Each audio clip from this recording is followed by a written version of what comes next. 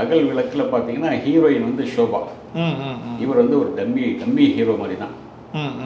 ஆனால் அதில் ஒரு பாட்டு நல்ல சூப்பரான ஒரு பாட்டு இருக்கும் அகல் விளக்கில். அதில் வந்து உங்களுக்கு இவர் வந்து ஹீரோ, ஆனால் அந்தளவுக்கு பேர் கிடையாது. அப்போது ஷோபாவுக்கு மிகப்பெரிய பெயர். ஷோபா வர்ற வரைக்கும் எனக்கு மேக்கப் போட்டு உட்காந்துருக்கணும். அந்த மாதிரியான அதிலே வந்து ஒரு சம்பவம் கூட நடந்தது ஒன்று.